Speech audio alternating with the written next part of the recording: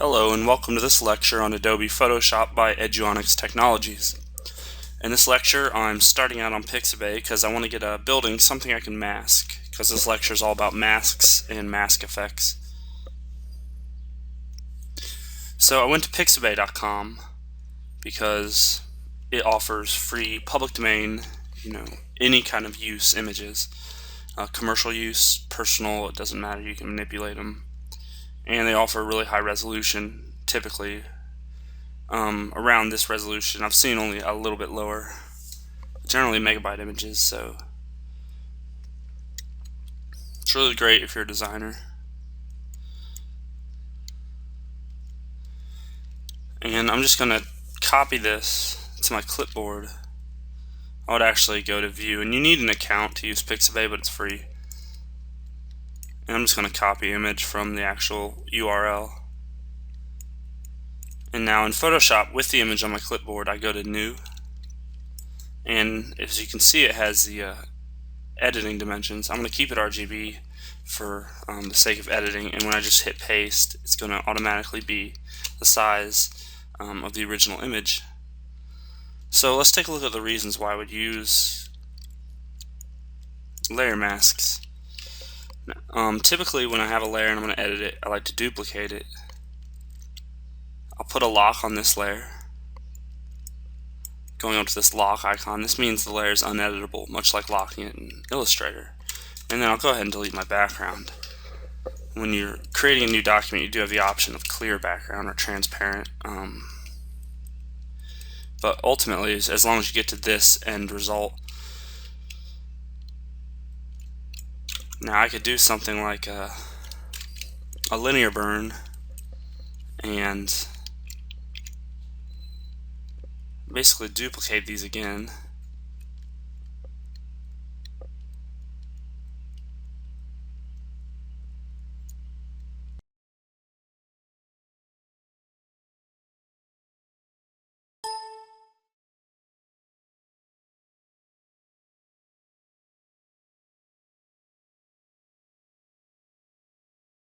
I'm going to make a backup layer with a normal blending mode, just invisible to use later.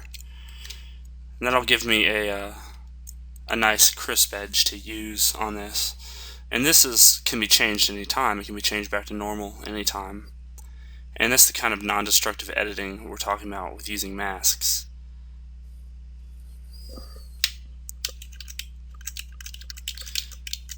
So let's keep it on color burn, and let's go here, and you're going to hit Control E and make this into one solid layer, and we're just going to be using this to make our mask. I'm going to go to the quick selection tool, and I'm just going to drag down, and I'm going to try to get this white in here, and there for the most part we have a mask.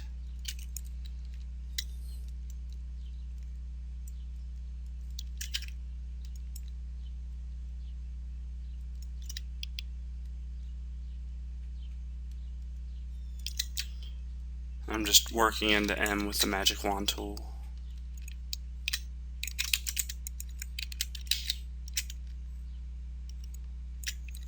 So there I have generally the sky.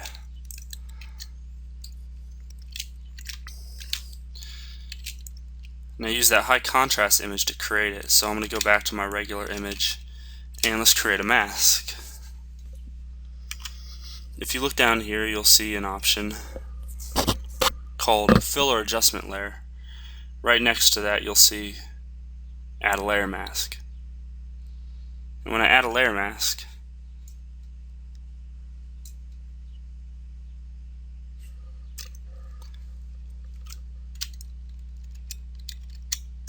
it basically links a copy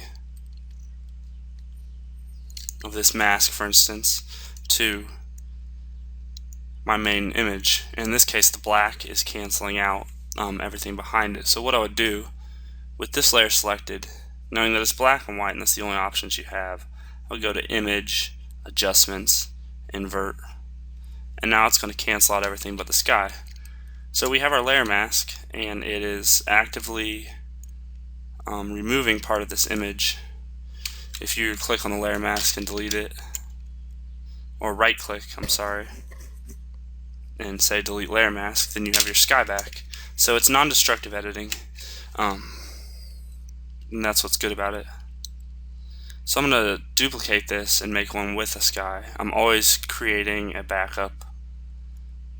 Even though it's non-destructive, I always like to have a backup.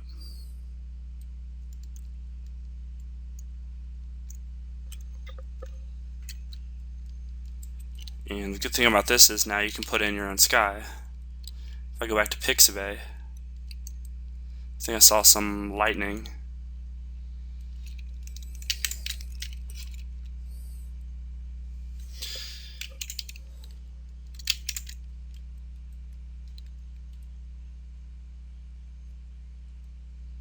And it's not going to be the same size, but that's not that important.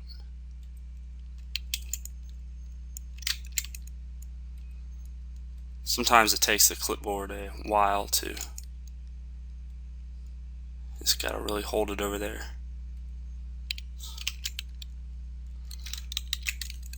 So I'll make this my general image height, knowing that I got the city and water behind it, and I'll move my layer after pressing enter to place the shape. I'll move my layer down. So that's just some of the things you can do with a clipping mask. And for instance, moving my top layer up here using this, right clicking on the mask to invert select, I can create a new clipping mask that's just the sky. So I could do a combination of the sky and the lightning behind it, various different masks, different blending modes. And you see that one looks pretty cool. And let's just go with an adjustment layer now. An adjustment layer can be just like the base layer that you're using. It can be any section of this cut out, like I can control click on that to cut out the sky of the adjustment layer, so that way it's just affecting the buildings.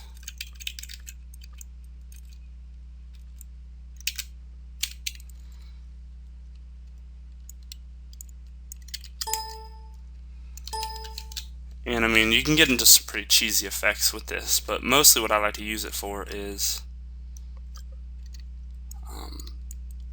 what I like to use adjustment layers for is just when you have an individual image. But you can either go down there to create an adjustment layer, or you can go over to adjustments, which is a panel, and you can select your adjustments that you want to make. For instance, there's curves. You can make your building really bright, make the whole thing kind of bright. You can make it dark to kind of go better with the sky. And there's all sorts of adjustments. So let's take a look at some of these.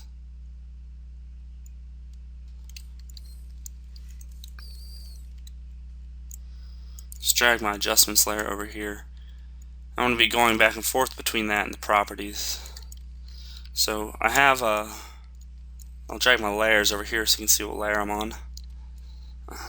Now let's make this simple. Let's get rid of these two. So we just have our clear city sitting on top of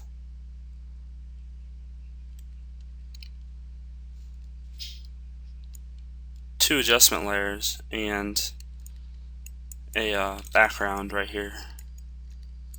And just to keep this simple, I'll group these. And this is my spare, I'll just put it under my group.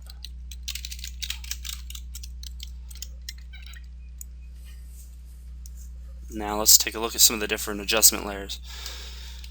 They're probably things you're already used to, like curves and brightness and contrast. And when I click on one of the adjustment layers, it brings up the appropriate sliders. I can also switch and add adjustment layers just by clicking these adjustment layers. As you can see, you can make it pretty crazy pretty quickly.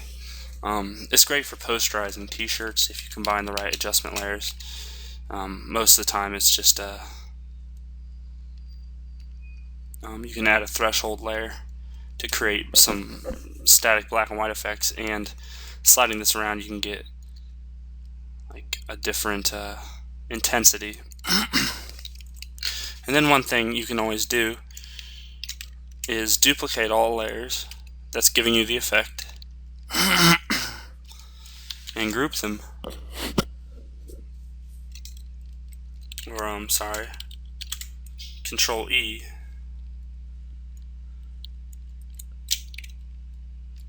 Now you can add to the detail of the building in certain places, and you can actually erase where you don't want the detail. For instance, if I wanted to just highlight this main building, I would erase some of the extra detail from these, or if I wanted the buildings to be a little bit crisper in these areas, but this one to be very static with these windows like this. And you can see you can get some pretty dramatic effects. If I just want to lighten part of the image, I'll erase. And you can just keep copying and duplicating layers with the changes you made on them.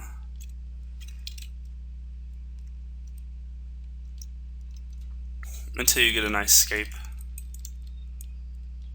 But there's a number of things you can do just with these adjustment layers, and then since it's non-destructive editing, you can get rid of them just like that.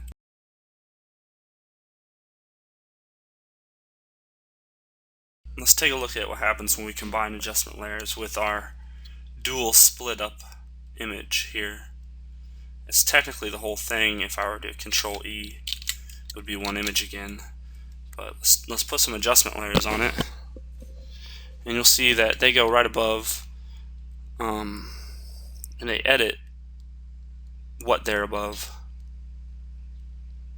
So simply to change, I would move them around like that, and then I can change and add whatever adjustment layer I want to increase the vibrance, for example, which is kind of like an advanced saturation tool. It increases the amount of hue in the actual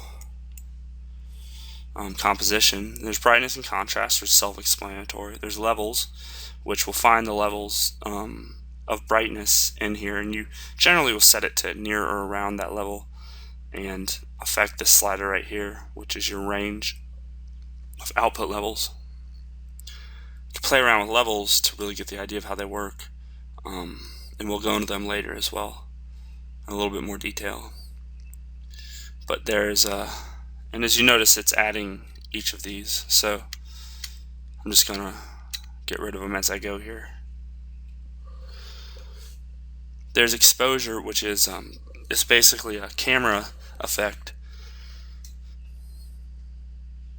where the film is overexposed, and we'll do it to both of the layers. So you can actually adjust virtually the exposure, and it's also something to do before you get a static cutout image, because it'll give you crisper lines too.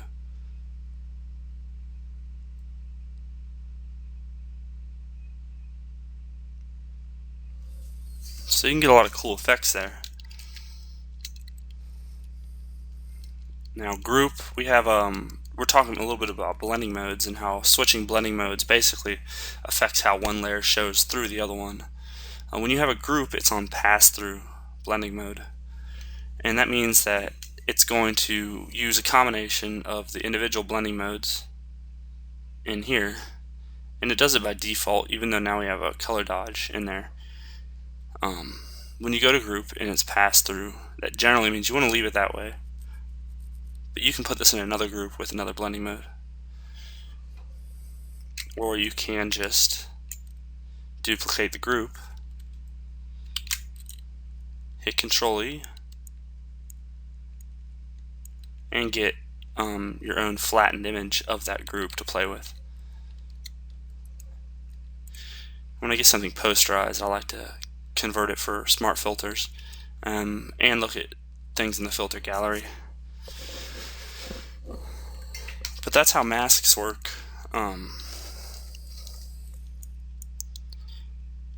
So back down to here, as you can see, we have our white layer mask, which is only letting the buildings through, and then we have our black layer mask on the same image, which is only letting the sky through.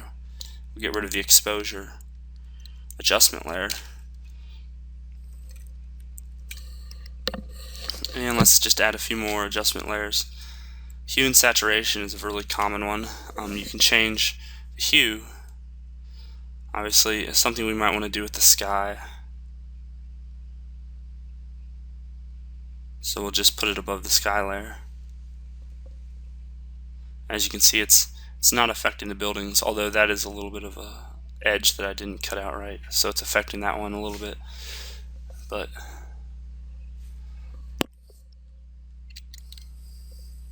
and saturation increases the amount of color. In a lot of cases, you're going to want to actually reduce it and then find the perfect lightness. Usually if you reduce the saturation, reduce the brightness just a little bit, or the lightness. But in this case, we're going to increase it just a little bit, just to make it look right. And then obviously a more realistic color.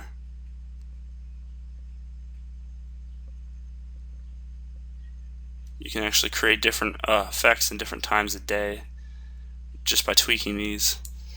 So that's hue saturation. Then we have color balance, black and white, photo filter. These are all pretty inconsequential. Color balance is good when you're going for color balance specifically, and it'll enable you to go into your picture in the darker images, the darker colors. For instance, I can turn these all the way up,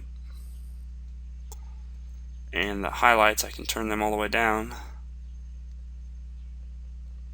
or I can turn them all the way up. And just play around with those settings and different adjustment layers and different layer masks and layer orders, and make sure to watch these videos and study and practice.